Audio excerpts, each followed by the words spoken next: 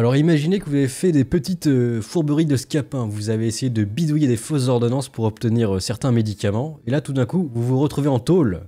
Mais pas dans n'importe quelle tôle, déjà vous allez en tôle, vous comprenez pas trop pourquoi, vous pensez juste à aller une amende. Et non, vous vous retrouvez avec un zinzin de l'espace qui va vous égorger et quasiment vous décapiter. En plus le type il avait dit, mon co-détenu il est dangereux, vous savez j'ai juste fait des fausses ordonnances, pourquoi je suis avec le tueur complètement zinzin à côté de moi? Du coup il est mort comme ça, donc si vous faites des faux papiers, attention, vous risquez de mourir décapité. Quasiment décapité, Robin Cotin, 22 ans, en détention provisoire pour de fausses ordonnances, égorgé par son codétenu Abdelhaim M, déjà signalé pour sa dangerosité. La prison n'a pas changé Robin de cellule malgré ses alertes. C'est lunaire quand même. Qu'est-ce que c'est que cette histoire? La mort de Robin Cotin aurait-elle pu être évitée? C'est la question. C'est un peu Astronogeek quand même. C'est le petit frère d'Astronogeek. Aurait-elle pu être évitée? C'est la question qui hante les parents de cet homme de 22 ans, placé en détention provisoire pour faux et usage de faux à la prison des Baumettes à Marseille, égorgé il y a 3 mois par son co-détenu, et ce malgré les nombreuses alertes du jeune homme à l'administration pénitentiaire. C'est ce qui ressort des premières conclusions de l'enquête. Pour Odile, sa mère, c'est l'incompréhension. Déjà, il faudrait comparer les différentes peines des détenus. Normalement, ils sont classés par dangerosité, tu sais. Comme dans Prison Architecte, vous savez... ils ont des couleurs différentes en fonction de la dangerosité. Je crois que c'est orange les moins dangereux. Après, ils sont rouges ou noirs les plus dangereux. Je m'en souviens plus. Ça fait longtemps que j'ai pas joué au jeu. Et si tu mets le tueur en série complètement sadique avec Jean-Kévin qui a volé une pomme à côté, ça va pas le faire. Elle envisage de porter plainte. Notre correspondante à Marseille, Anna Jojar, l'a rencontrée pour RMC. Jajar. Premier jour de sa détention provisoire, Robin écrit une lettre à son père. Apparemment, ça se passait très bien. Odile, la mère de Robin. Il disait dans cette lettre, j'assume, papa, etc., t'inquiète pas. Mais le 4 octobre, Robin est placé dans une autre cellule avec un nouveau codétenu condamné plusieurs fois pour vol et violence. D'après les premiers éléments de l'enquête, cet homme aurait déjà menacé 3 anciens voisins de cellule. Robin fera 3 courriers pour être déplacé. Le jour de sa mort, il avait encore demandé à changer de cellule. Robin va jusqu'à demander à être placé à l'isolement. Faute de place, cette demande est refusée. 1 heure plus tard, il est retrouvé Placé à l'isolement. mort. Aujourd'hui, sa mère en veut à l'administration de ne pas avoir répondu à ses alertes. J'avais confiance, je me suis dit quand même, ce concept carcéral, il y a l'État, c'est rangé, il faut attention. J'aurais jamais cru qu'il allait rentrer dans un enfer. Ils ont foutu mon fils avec la mort. Contactée par RMC, la direction de l'administration des Baumettes confirme le lancement d'une enquête interne en parallèle de la procédure judiciaire. C'est lunaire quand même. Donc faites pas de fausses ordonnances, vous risquez de vous faire égorger, quasiment décapité. C'est quand même lunaire ce truc. Est-ce qu'on a des détails sur cette histoire? La mort de Robin. Ça en a vu. Les locaux avaient déjà tenté de lancer l'alerte au moment des faits, mais on savait juste l'auteur. Abdelhaim M, 25 ans, trafiquant de drogue, désormais, sans en dire son identité, Radio France sort un dossier fouillé sur ce meurtre hors norme et prédit. On va voir. Alors, l'histoire commence le 21 septembre 2024 quand Robin et un ami amateur de Purple Drank, c'est quoi ça, Purple Drank? Cocktail à base de sirop pour la toux. Oui, apparemment maintenant il y a un nouveau délire de Kwakubei, c'est d'être défoncé avec du sirop. C'est pour le mal de gorge, hein, c'est pas pour se défoncer s'il vous plaît. Sont interpellés par la gendarmerie dans une pharmacie de Mézel dans les Alpes de Haute-Provence. Ils sont en possession de fausses ordonnances de sirop coédéiné pour la toux, nécessaire à la fabrication de ce cocktail euphorisant.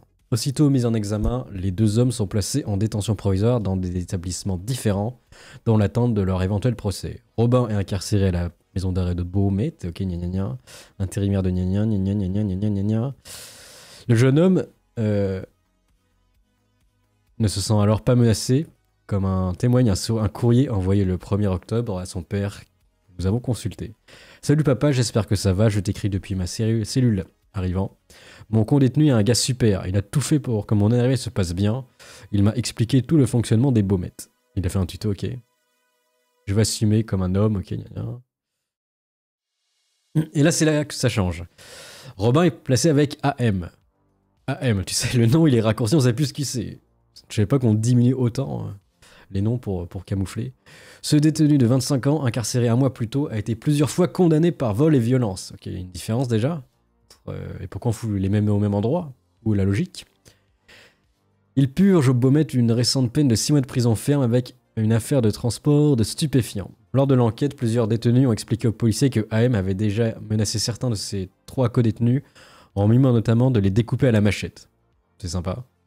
Un détenu rapporte que le premier co-détenu de AM a demandé à quitter sa cellule en se réfugiant à l'infirmerie et il en a profité pour mettre en garde les surveillants de Baumette en leur disant « Si on le laisse avec quelqu'un, ce sera une dinguerie ». La direction des Baumettes alertée par 3 courriers. Alors du coup, il a pas arrêté de demander « S'il vous plaît, changez-moi » plusieurs fois et évidemment, ils ont rien fait. Durant cette co-détention et jusque dans les heures qui ont précédé son meurtre, la victime a plusieurs fois réclamé d'être déplacée via interphone qui équipe chaque cellule.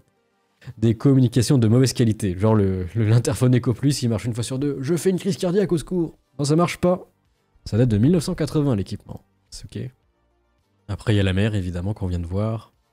Ce drame remet en lumière la question de la surpopulation carcérale largement liée à l'augmentation des homicides autour du narcotrafic et au placement en détention provisoire. Selon nos informations, le quartier des arrivants de la maison d'arrêt des Baumettes comptait près de 120 détenus au moment de la mort de Robin.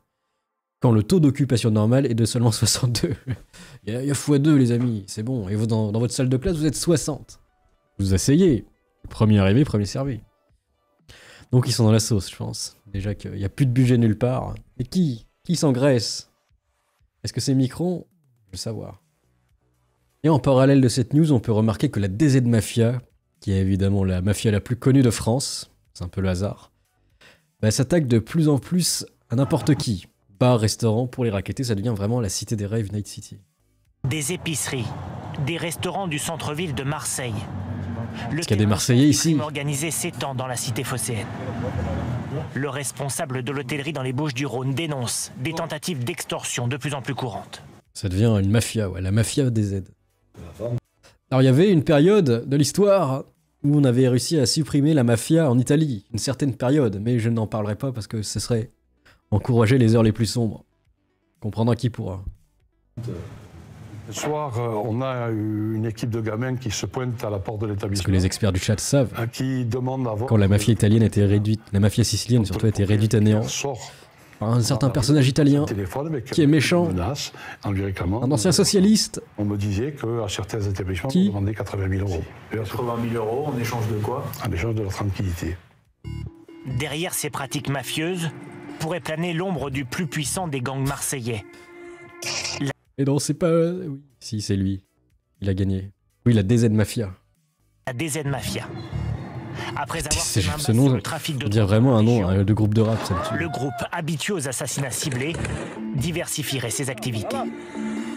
Trafic d'armes, proxénétisme, tentative d'extorsion sur le rapport marseillais SCH. Ah oui, SCH, il a fait prout. Il a été tué l'été dernier. Ou raquette envers le gérant d'une discothèque de l'arrière-pays marseillais. Il finissait par accéder aux demandes des malfaiteurs. Alors, j'avais vu une autre news venir sur de la DZ Mafia où en fait ils organisaient une compo spéciale pour tuer des gens en fait. Il n'y a pas un seul tueur en fait. Ils ont fait une méta League of Legends autour d'un personnage qui est le DPS et qui tue les gens. Il faut que je la retrouve cette news, c'est complètement lunaire. Et voilà, petit passage complètement lunaire où ils nous disent comment ils tuent des gens. Vous allez voir, il n'y a pas qu'un seul tueur, c'est toute une équipe organisée autour de lui pour que la justice ne les retrouve pas en fait. C'est bien organisé, c'est plus efficace que l'État.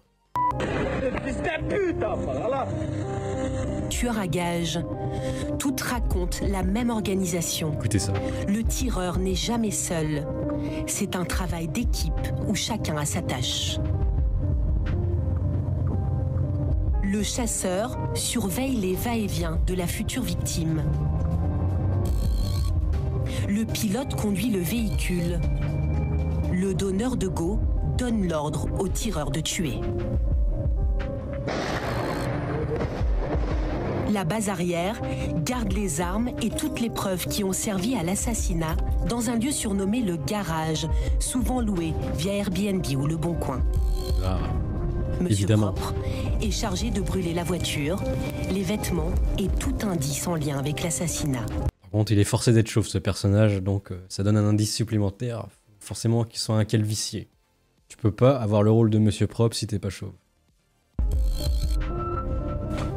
C'est exactement le schéma décrit par Kylian, le jeune tueur que nous avons rencontré.